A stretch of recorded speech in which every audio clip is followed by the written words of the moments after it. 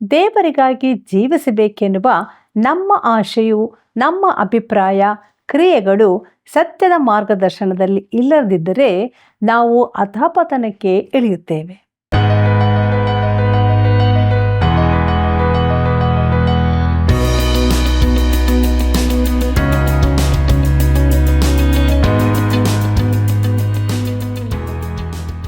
ಆತ್ಮೀಯ ಸಹೋದರ ಸಹೋದರಿಯರೇ, ದೈವಾನ್ವೇಷಣೆ ಸತ್ಯವೇದ ಅಧ್ಯಯನದಲ್ಲಿನ ಪ್ರವಾದನ ಗ್ರಂಥದ ಅಧ್ಯಯನದ ಕೊನೆಯ ಕಾರ್ಯಕ್ರಮಕ್ಕೆ ನಾವು ಪ್ರೀತಿಯ ಸ್ವಾಗತವನ್ನು ಕೋರ್ತಾ ಇದ್ದೇವೆ.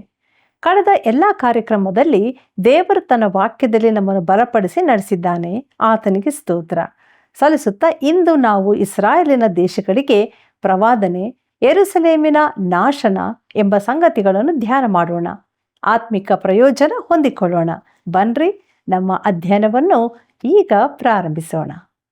ನನ್ನಿಂದ ನಿನ್ನ ದಿನಗಳು ಹೆಚ್ಚುವವು, ನಿನ್ನ ಆಯುಷ್ಯನ ವರ್ಷಗಳು ವೃದ್ಧಿಯಾಗುವವು. ಜ್ಞಾನೋಕ್ತಿಗಳು 9ನೇ ಅಧ್ಯಾಯ 11ನೇ ವಚನ. ಆತ್ಮೀಯ ವೀಕ್ಷಕರೇ, ನಿಮಗೆಲ್ಲರಿಗೂ ಪ್ರೀತಿಯ ವಂದನೆಗಳು. ಯೆರೆಮೀಯನ ಪುಸ್ತಕದ ಅಧ್ಯಯನದ ಕೊನೆಯ ಕಾರ್ಯಕ್ರಮಕ್ಕೆ ನಾವು ಬಂದಿದ್ದೇವೆ. ದೇವರ ಸಹಾಯವನ್ನು ಬೇಡಿಕೊಳ್ಳುತ್ತಾ ನಮ್ಮ ಅಧ್ಯಯನದಲ್ಲಿ ಮುಂದೆ ಸಾಗುವ ಹಾಗೆ ಯೆರೆಮೀಯನ ಪ್ರವಾದನೆ ಗ್ರಂಥದ 49ನೇ ಅಧ್ಯಾಯವನ್ನು ನೋಡೋಣ. ಪ್ರಿಯರೇ, ಇದರ ಮುಖ್ಯ ಪ್ರಸ್ತಾಪ ಇಸ್ರಾಯೇಲಿನ ಸುತ್ತಣ ದೇಶಗಳಿಗೆ ಪ್ರವಾದನೆ.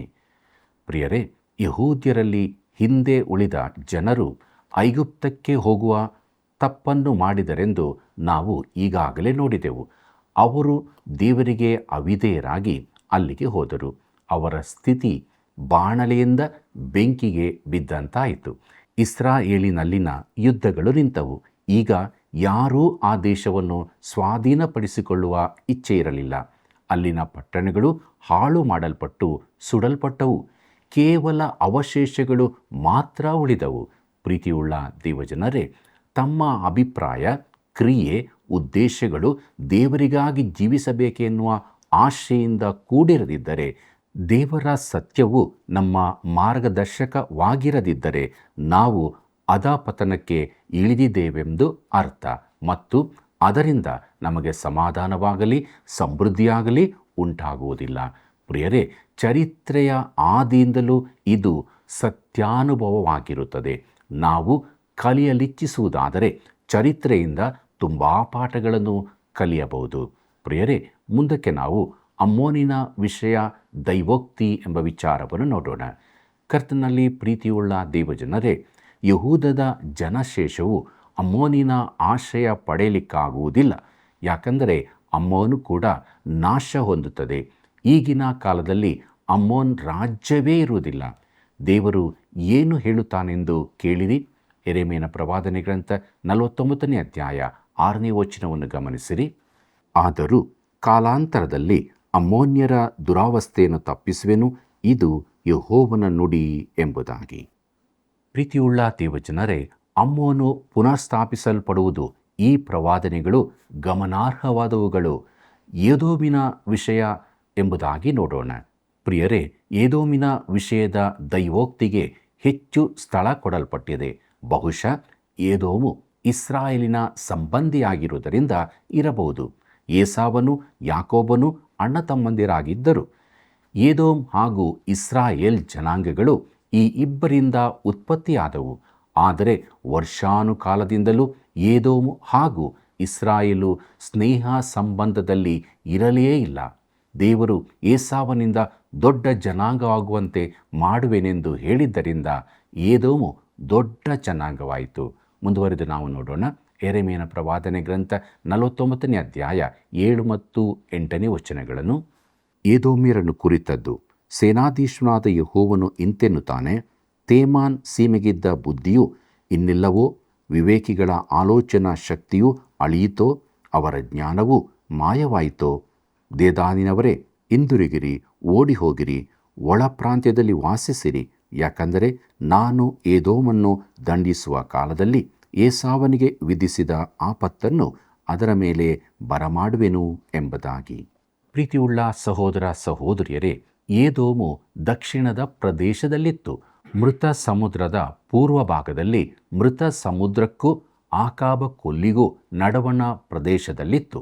ಏದೋಮಿಗೆ ದೇವರ ದಂಡನೆಯು ಬರಲಿಕ್ಕಿತ್ತು. ಅವರು ದೊಡ್ಡ ರಾಷ್ಟ್ರವಾಗಿ ಬೆಳೆದು ಇತರ ದೇಶಗಳಿಗೆ ಸಲಹೆ ಕೊಡುವಷ್ಟು ಬೆಳೆದಿದ್ದರು. ಕರ್ತನಲ್ಲಿ ಪ್ರಿಯರೇ, ಬಂಡೆಗಳಿಂದ ನಿರ್ಮಿತವಾದ ಪೆಟ್ರಾ ನಗರವು ಅತಿ ಭದ್ರವಾದ ಸ್ಥಳವಾಗಿದ್ದು ಅದು ದೊಡ್ಡ ರಾಷ್ಟ್ರಗಳಿಗೆ ಗೋದಾಮಿನಂತಿತ್ತು. ಮುಂದುವರಿದು ನೋಡ್ರಿ, ಯೆರೆಮೀಯನ ಪ್ರವಾದನೆ ಗ್ರಂಥ 49ನೇ ಅಧ್ಯಾಯ 13ನೇ ವಚನವನ್ನು. ಬೋಚ್ರವು ಹಾಳು ಬಿದ್ದು ಬೆರಗಿಗೂ ನಿಂದೆಗೂ ಶಾಪಕ್ಕೂ ಗುರಿಯಾಗಿ ಅದಕ್ಕೆ ಸೇರಿದ ಊರುಗಳೆಲ್ಲ ನಿತ್ಯ ನಾಶನವನ್ನು ಹೊಂದುವವು ಎಂದು ನನ್ನ ಮೇಲೆ ಆಣೆಯಿಟ್ಟಿದ್ದೇನೆ. ಇದು ಯೆಹೋವನ ನುಡಿ ಎಂಬುದಾಗಿ. ಪ್ರೀತಿಯುಳ್ಳ ದೇವಜನರೇ, ಪೆಟ್ರಾ ಹಾಗೂ ಏದೋಮು, ಆ ಬಂಡೆಗಳಿಂದ ಕಟ್ಟಲ್ಪಟ್ಟ ನಗರವು ಈಗಲೂ ಇದೆ, ಆದರೆ ಸಂಪೂರ್ಣ ನಿರ್ಜನವಾಗಿದೆ. ಅದು ಸಿದ್ಧವಾದ ನಗರವಾಗಿದೆ. ಕೆಲವು ವರ್ಷಗಳ ಹಿಂದೆ ಜರ್ಮನ್ನರು ಅದನ್ನು ಒಂದು ವಸಾಹತನ್ನಾಗಿ ಮಾಡಬೇಕೆಂದಿದ್ದರು. ಅದಕ್ಕಾಗಿ ಕಳುಹಿಸಲ್ಪಟ್ಟ ಜನರು ಅಲ್ಲಿ ಹೆಚ್ಚು ಸಮಯ ನಿಲ್ಲಲಿಲ್ಲ. ಯೆರೆಮೀಯನ ಪ್ರವಾದನೆ ಗ್ರಂಥ 49ನೇ ಅಧ್ಯಾಯ 16ನೇ ವಚನವನ್ನು ಗಮನಿಸಿರಿ. ಆಹಾ, ನಿನ್ನ ಭೀಕರತ್ವವೆಲ್ಲಿ? ಪರ್ವತಾಗ್ರದಲ್ಲಿ ನೆಲೆಗೊಂಡು ಬಂಡೆಯ ಬಿರುಕುಗಳಲ್ಲಿ ವಾಸಿಸುವ ಜನವೇ, ನಿನ್ನೆದೆಯ ಹೆಮ್ಮೆಯು ನಿನ್ನನ್ನು ಮೋಸಗೊಳಿಸಿದೆ.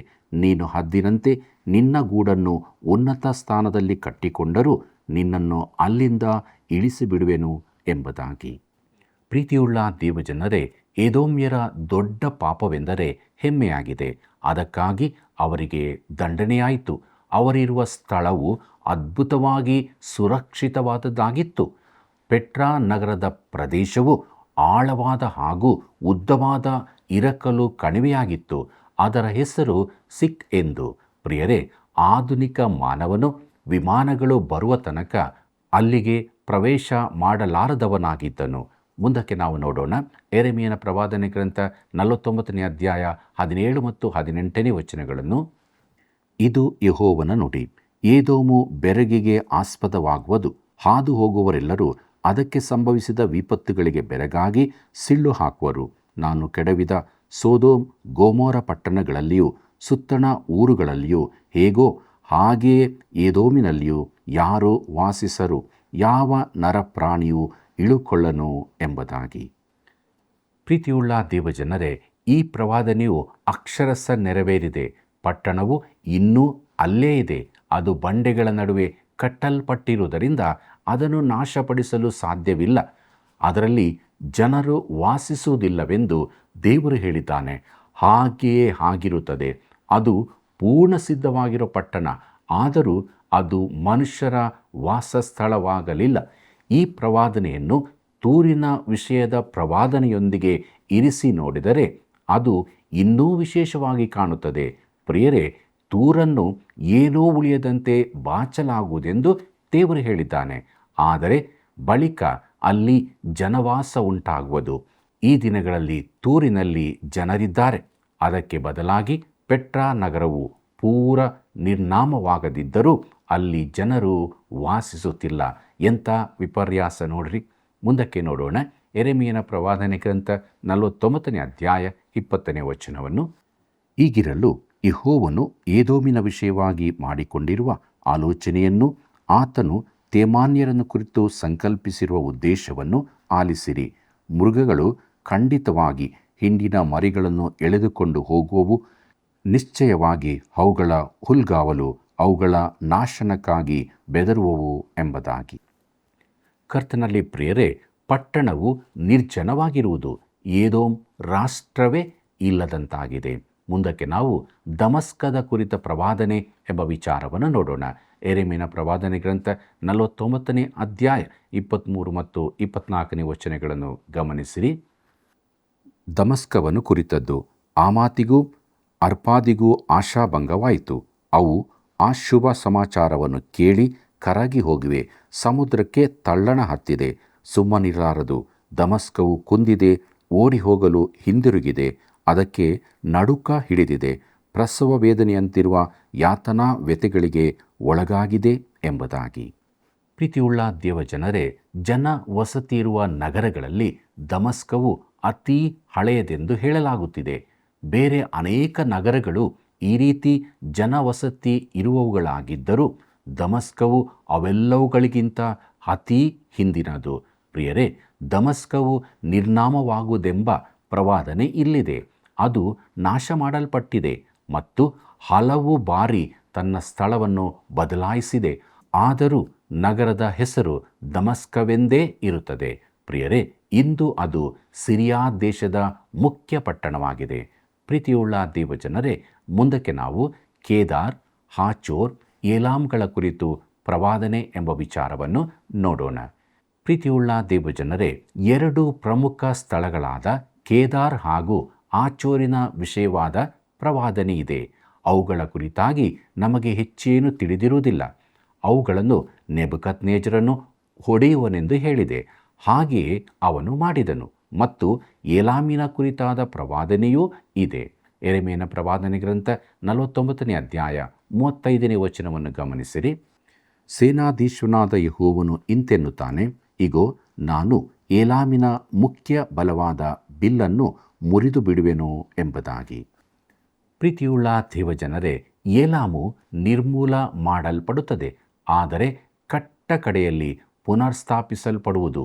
ಯಹೂದದ ಜನಶೇಷಕ್ಕೆ ರಕ್ಷಣೆಗಾಗಿ ಓಡಿ ಹೋಗಲು ಯಾವ ಸ್ಥಳವೂ ಸಿಗುವುದಿಲ್ಲ. ಸಹಾಯಕ್ಕಾಗಿ ಅವರು ಯಾರ ಕಡೆಗೂ ತಿರುಗಿಕೊಳ್ಳಲು ಸಾಧ್ಯವಿಲ್ಲ.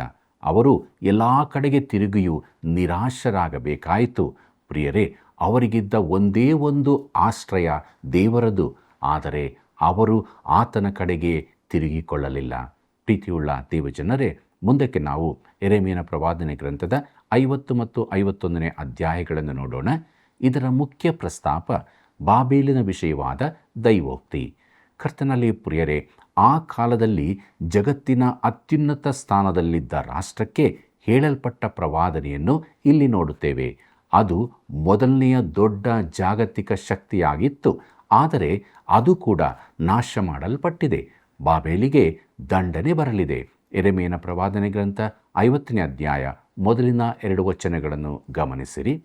ಯೆಹೋವನು ಪ್ರವಾದಿಯಾದ ಯೆರೆಮೀಯನಿಂದ ಕಸ್ದೀಯರ ದೇಶವಾದ ಬಾಬೇಲಿನ ವಿಷಯವಾಗಿ ನುಡಿಸಿದ ವಾಕ್ಯ. ಜನಾಂಗಗಳಲ್ಲಿ ಪ್ರಚುರಪಡಿಸಿರಿ, ಧ್ವಜವೆತ್ತಿ ಪ್ರಕಟಿಸಿರಿ, ಮರೆಮಾಚದೆ ಹೀಗೆ ಸಾರಿರಿ. ಬಾಬೇಲ್ ಶತ್ರುವಶವಾಯಿತು, ಬೇಲ್ ದೇವತೆಯು ನಾಚಿಕೊಂಡಿದೆ, ಮೆರೋಬ್ದಾಕ್ ದೇವತೆಯು ಬೆಚ್ಚಿಬಿದ್ದಿದೆ. ಅದರ ಮೂರ್ತಿಗಳು ಅವಮಾನಕ್ಕೆ ಗುರಿಯಾಗಿವೆ, ಅದರ ಬೊಂಬೆಗಳು ಚೂರು ಚೂರಾಗಿವೆ ಎಂಬುದಾಗಿ.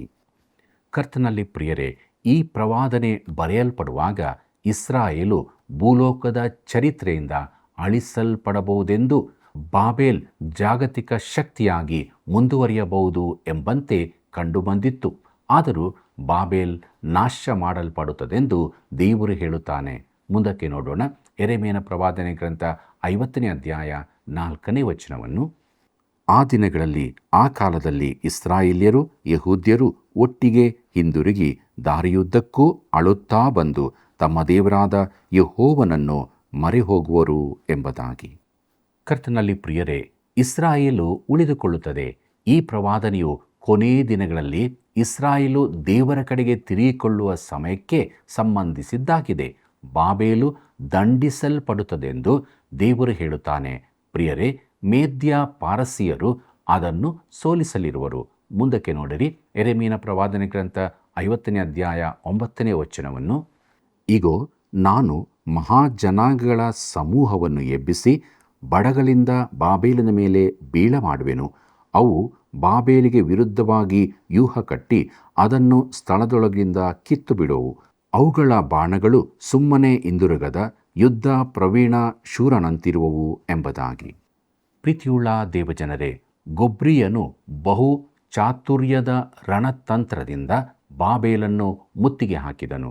ಯೆರೆಮೀಯನ ಪ್ರವಾದನೆ ಗ್ರಂಥ 50ನೇ ಅಧ್ಯಾಯ 13ನೇ ವಚನವನ್ನು ಗಮನಿಸಿರಿ. ಯೆಹೋವನ ರೋಷದ ದಿಸೆಯಿಂದ ಅದು ನಿರ್ಜನವಾಗಿ ತೀರಾ ಹಾಳು ಬೀಳುವುದು. ಬಾಬೇಲನ್ನು ಹಾದು ಹೋಗುವವರೆಲ್ಲರೂ ಅದಕ್ಕೆ ಸಂಭವಿಸಿದ ವಿಪತ್ತುಗಳನ್ನು ಕಂಡು ಬೆರಗಾಗಿ ಸಿಳ್ಳು ಹಾಕುವರು ಎಂಬುದಾಗಿ. ಪ್ರೀತಿಯುಳ್ಳ ದೇವಜನರೇ, ಪುರಾತನ ಬಾಬೇಲಿನ ಅವಶೇಷಗಳನ್ನು ವೀಕ್ಷಿಸಲು ಹೋಗುವವರಿಗೆ ಈ ವಚನವು ಅಕ್ಷರಶಃ ನೆರವೇರಿದೆ ಎಂಬುದು ಕಣ್ಣಿಗೆ ಕಾಣುತ್ತದೆ. ಮುಂದಕ್ಕೆ ನೋಡಿರಿ. ಯೆರೆಮೀಯನ ಪ್ರವಾದನೆ ಗ್ರಂಥ 50ನೇ ಅಧ್ಯಾಯ 17 ಮತ್ತು 18ನೇ ವಚನಗಳನ್ನು. ಇಸ್ರಾಯೇಲು ಚದರಿಹೋದ ಹಿಂಡು, ಸಿಂಹಗಳು ಅದನ್ನು ಓಡಿಸಿಬಿಟ್ಟಿವೆ.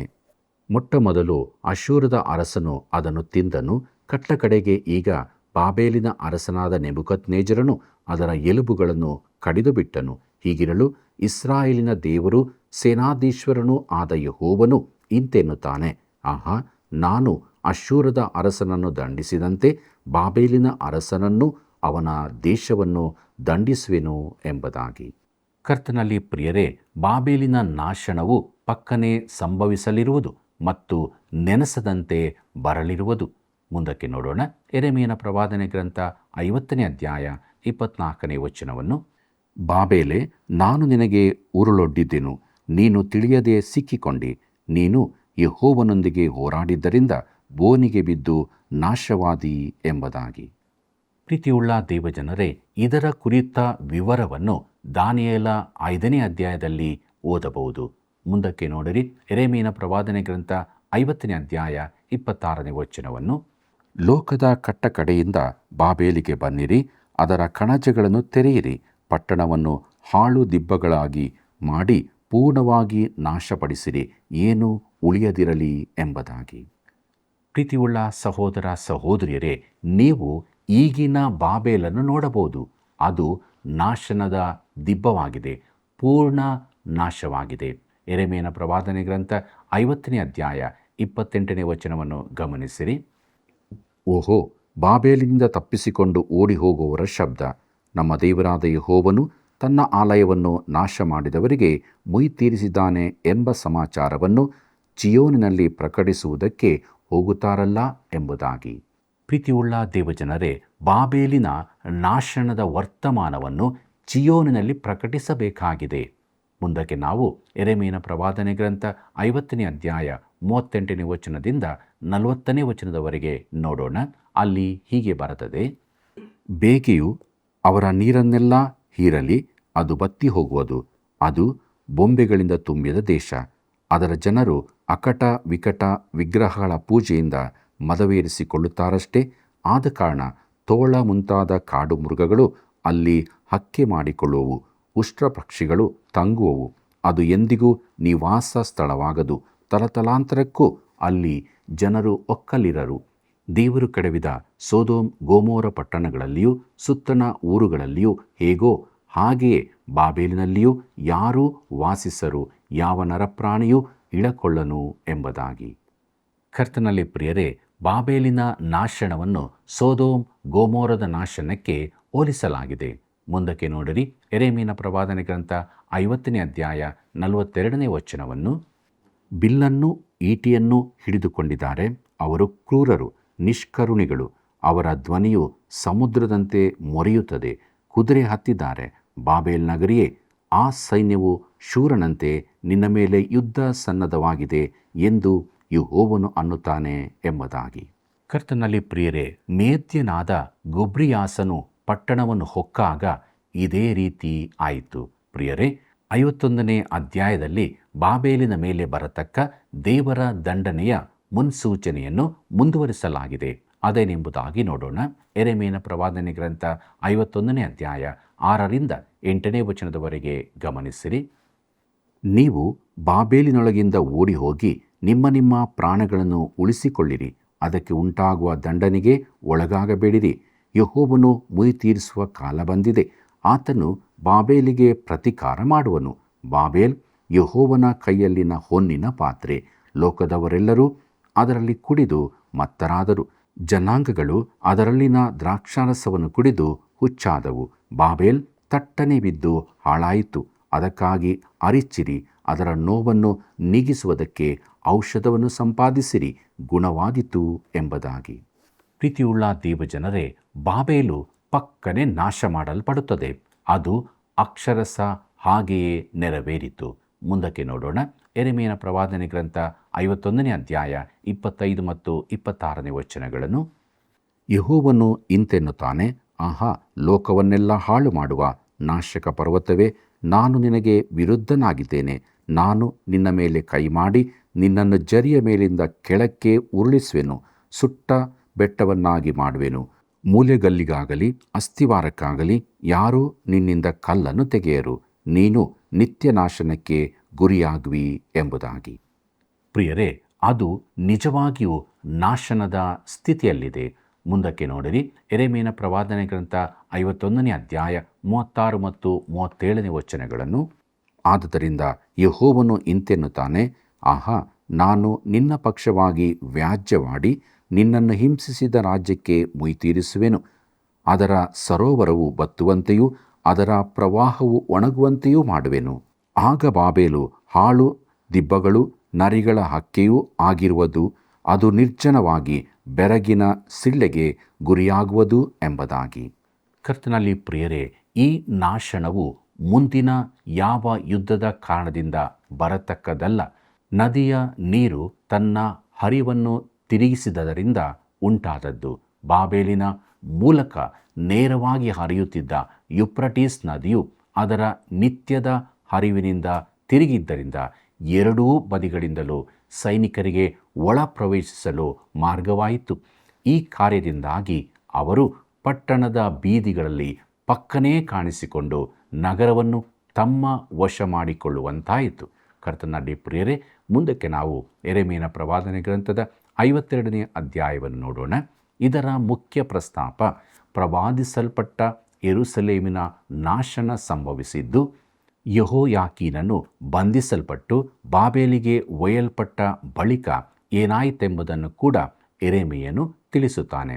ಯೆರೆಮೀಯನ ಪ್ರವಾದನೆ ಗ್ರಂಥ 52ನೇ ಅಧ್ಯಾಯ 31ನೇ ವಚನದಿಂದ 34ನೇ ವಚನದವರೆಗೆ ಗಮನಿಸಿರಿ. ಎವಿಲ್ಮೆರೋದಕನು ತಾನು ಪಟ್ಟಕ್ಕೆ ಬಂದ ಮೊದಲನೆಯ ವರ್ಷದಲ್ಲಿ, ಅಂದರೆ ಯೆಹೂದದ ಅರಸನಾದ ಯೆಹೋಯಾಕೀನನ ಸೆರೆಯ 37ನೇ ವರ್ಷದ 12ನೆಯ ತಿಂಗಳಿನ 25ನೆಯ ದಿನದಲ್ಲಿ ಯೆಹೋಯಾಕೀನನನ್ನು ಸೆರೆಮನೆಯಿಂದ ಬಿಡಿಸಿ ಅವನನ್ನು ಮೇಲಕ್ಕೆ ಎತ್ತಿದನು. ಅವನೊಡನೆ ಪ್ರೀತಿಯಿಂದ ಮಾತಾಡಿ ತನ್ನ ಸಂಗಡ ಬಾಬೇಲಿನಲ್ಲಿದ್ದ ಎಲ್ಲ ಅರಸುಗಳಲ್ಲಿ ಅವನಿಗೆ ಉನ್ನತ ಸ್ಥಾನವನ್ನು ಕೊಟ್ಟನು. ಯೆಹೋಯಾಕೀನನು ಸೆರೆಯ ಬಟ್ಟೆಗಳನ್ನು ತೆಗೆದುಹಾಕಿ ಜೀವದಿಂದಿರುವವರೆಗೂ ಅರಸನ ಪಂಕ್ತಿಯಲ್ಲಿ ಊಟ ಮಾಡುತ್ತಿದ್ದನು. ಅವನ ಜೀವಿತ ಕಾಲವೆಲ್ಲ ಸಾಯುವ ತನಕ ಅವನಿಗೆ ಬೇಕಾಗುವ ಎಲ್ಲ ಪದಾರ್ಥಗಳು ಪ್ರತಿನಿತ್ಯವೂ ಬಾಬೇಲಿನ ಅರಸನಿಂದಲೇ ದೊರಕುತ್ತಿದ್ದವು ಎಂಬುದಾಗಿ. ಕರ್ತನಲ್ಲಿ ಪ್ರಿಯರೇ, ಯೆಹೋಯಾಕೀನನು ಬಾಬೇಲಿನಲ್ಲಿ ಸತ್ತನು. ಅವನ ಸಂತತಿಯವರಲ್ಲಿ ಯಾರೂ ಕೂಡ ದಾವೀದನ ಸಿಂಹಾಸನದಲ್ಲಿ ಕೂತುಕೊಳ್ಳಲಿಲ್ಲ. ಇದರಿಂದಾಗಿ ಸೊಲೊಮೋನನ ಮುಖಾಂತರವಾಗಿ ಬಂದ ದಾವೀದನ ವಂಶವು ನಿಂತು ಹೋಯಿತು. ಶಾಶ್ವತವಾಗಿ ಆ ಸಿಂಹಾಸನದ ಮೇಲೆ ಕುಳ್ಳಿರಬೇಕಾದ ಮಗನು ಬೇರೊಂದು ವಂಶದಿಂದ ಹುಟ್ಟಿ ಬಂದನು. ಅದು ನಾತಾನನ ವಂಶವಾಗಿತ್ತು. ಮರಿಯಳು ಆ ವಂಶದಲ್ಲಿ ಹುಟ್ಟಿದ್ದು. ಆ ವಂಶದವನಾದ ಯೇಸು ಕ್ರಿಸ್ತನು ದಾವೀದನ ಸಿಂಹಾಸನಕ್ಕೆ ಹಕ್ಕುದಾರನಾಗಿದ್ದನು. ಪ್ರಿಯರೇ, ಯೆರೆಮೀಯನ ಪುಸ್ತಕವು ಈ ರಾಜವಂಶದ ವಿವರದೊಂದಿಗೆ ಕೊನೆಗೊಳ್ಳುತ್ತದೆ. ಪ್ರೀತಿಯುಳ್ಳ ದೇವಜನರೇ, ದೇವರ ಮಹಾಕೃಪೆಯಿಂದ ಯೆರೆಮೀಯನ ಪ್ರವಾದನೆ ಗ್ರಂಥದ ಅಧ್ಯಯನ ಮಾಡಿ ಅನೇಕ ಸತ್ಯಗಳನ್ನು ತಿಳಿದುಕೊಂಡಿದ್ದೇವೆ. ಅದರಂತೆ ಜೀವಿಸಲು ದೇವರ ಸಹಾಯವನ್ನು ಬೇಡಿಕೊಳ್ಳೋಣ, ಪ್ರಾರ್ಥನೆ ಮಾಡೋಣ. ಪ್ರೀತಿ ಸ್ವರೂಪನಾದ ದೇವರೇ, ನಿನ್ನ ಮಹಾಕೃಪೆಯಿಂದ ಯೆರೆಮೀಯನ ಪ್ರವಾದನೆ ಗ್ರಂಥವನ್ನು ಅಧ್ಯಯನ ಮಾಡಲು ಸಹಾಯ ಮಾಡಿದ್ದಿ. ನೀನು ತಿಳಿಸಿದಂಥ ಸತ್ಯಗಳಿಗಾಗಿ ಅನಂತ ಸ್ತೋತ್ರವನ್ನು ಸಲ್ಲಿಸ್ತೇವೆ. ಆ ಸತ್ಯಕ್ಕೆ ನಾವು ವಿಧೇಯರಾಗಿ ನಮ್ಮ ಜೀವಿತದಲ್ಲಿ ಅದನ್ನು ಅಳವಡಿಸಿಕೊಂಡು ನಿನಗೆ ಮೆಚ್ಚುಗೆಯಾದ ರೀತಿಯಲ್ಲಿ ಜೀವಿಸುವುದಕ್ಕೆ ಸಹಾಯ ಮಾಡು. ನಮ್ಮೆಲ್ಲ ವೀಕ್ಷಕ ಬಾಂಧವರ ಜೊತೆ ನಿನ್ನ ವಾಕ್ಯವು ಇರಲಿ ಕರ್ತನೆ. ನಿನ್ನ ಆತ್ಮನ ಮೂಲಕವಾಗಿ ಅವರನ್ನು ಕೈ ಹಿಡಿದು ನಡೆಸು. ಸಂತೋಷ, ಸಮಾಧಾನ, ಆರೋಗ್ಯ ಅವರಲ್ಲಿ ನೆಲೆಗೊಳಿಸು. ನೀನು ಮಾತ್ರ ಮಹಿಮೆ ಹೊಂದು. ಯೇಸುವಿನ ನಾಮದಲ್ಲಿ ಬೇಡಿದ್ದೇವೆ ತಂದೆಯೇ, ಆಮೆನ್. ಆತ್ಮೀಯರೇ, ಯೆರೆಮೀಯ ಪುಸ್ತಕದ ಅಧ್ಯಯನವು ಎಷ್ಟೊಂದು ಅರ್ಥಗರ್ಭಿತವಾಗಿತ್ತು ಅಲ್ವಾ? ಮೃದು ಹೃದಯದ ವ್ಯಕ್ತಿಯನ್ನು ದೇವರು ಉಪಯೋಗಿಸಿಕೊಂಡದನ್ನು, ದೇವರ ಆಜ್ಞೆಗಳಿಗೆ ಅವಿಧೇಯರಾದರೆ ದಂಡನೆಯು ತಪ್ಪಿದ್ದಲ್ಲ ಎಂಬ ಸತ್ಯವನ್ನು ತಿಳಿದುಕೊಂಡ ನಾವು ನಮ್ಮ ಅನುದಿನದ ಜೀವಿತದಲ್ಲಿ ದೇವರ ವಾಕ್ಯಕ್ಕೆ ವಿಧೇಯರಾಗಿ ಜೀವಿಸೋಣ. ಮುಂದಿನ ಹೊಸ ಪುಸ್ತಕದ ಅಧ್ಯಯನಕ್ಕೆ ಪ್ರಾರ್ಥನಾ ಪೂರ್ವಕವಾಗಿ ಸಿದ್ಧರಾಗಿರಿ. ಪ್ರಿಯ ವೀಕ್ಷಕರೇ, ದೇವರ ಕರೆಗೆ ಅಥವಾ ಮಾತಿಗೆ ವಿಧೇಯರಾಗುವುದಾದರೆ ಆಶೀರ್ವಾದದ ಜೀವಿತವೆಂಬುದನ್ನು ನೀವು ತಿಳಿದುಕೊಂಡಿರಿ ಎಂದು ನಾವು ನಂಬುತ್ತೇವೆ. ದಿನಾಲೂ ಕರೆ ಮಾಡಿ ಸೇವೆಯನ್ನು ಬೆಂಬಲಿಸಿರಿ. ಮುಂದಿನ ಹೊಸ ಪುಸ್ತಕದ ಅಧ್ಯಯನದಲ್ಲಿ ಮತ್ತೆ ಭೇಟಿಯಾಗೋಣ. ವಂದನೆಗಳು.